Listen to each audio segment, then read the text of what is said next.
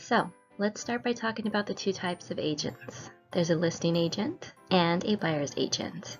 The listing agent is the agent representing the seller who is marketing the property that's for sale and whose fiduciary duty is to do what is best for the seller in the sale of their home.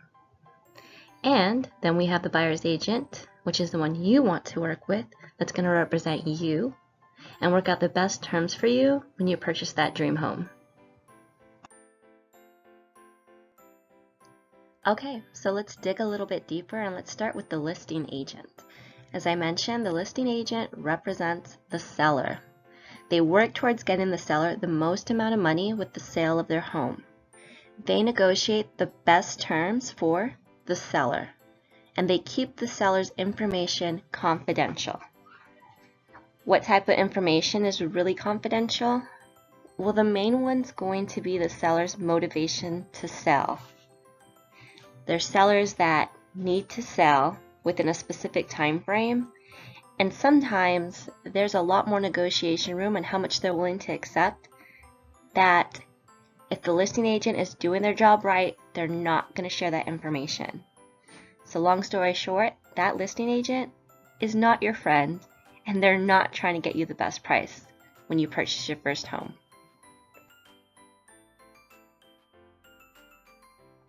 All right, let's move on to the other agent, the agent you want to work with, the buyer's agent. A buyer's agent is going to have access to all homes for sale. Homes on the market, off the market, the homes getting ready to be put on the market, and even those homes listed for sale by owner.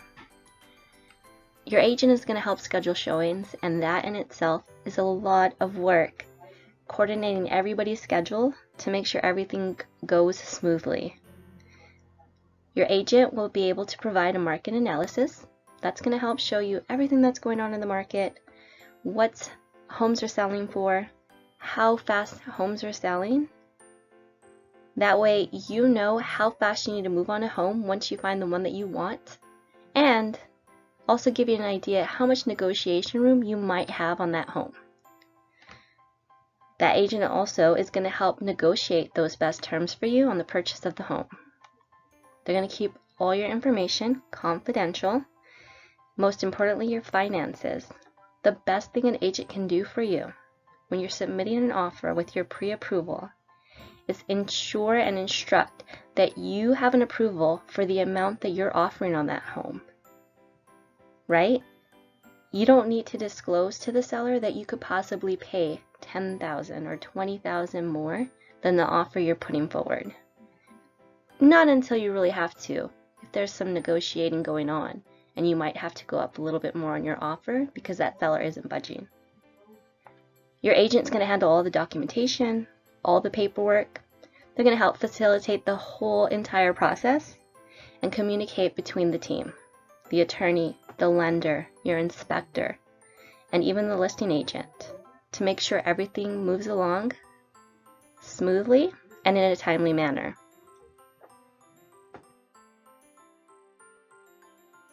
So let's move on to the best part of all of this. A buyer's agent typically doesn't cost you more money out of pocket. And how does that work? Well, there's an agreed upon commission between the seller and listing agent, and a percentage of that commission is offered out to any agent that brings the buyer. What? I know, a little confusing, and most buyers that I work with are a little confused at that point, that they don't understand how buyer's agent is paid and why a seller would pay for their representation.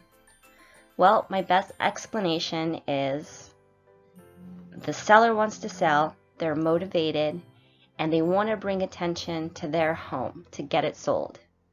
So they offer an incentive, and that's the commission they offer out to a buyer's agent. 90% of buyers work with an agent, and they want to attract as many agents and as many buyers to their home to get it sold. And who wouldn't want to get represented and not have to pay for that representation? Alright, so if you're interested to see what that exclusive buyer-broker agreement looks like, go ahead and shoot me an email and I'll send that over. And then if you have any questions, I'll go ahead and cover that as well. So we've completed step 1. If you have any questions, go ahead and reach out to me.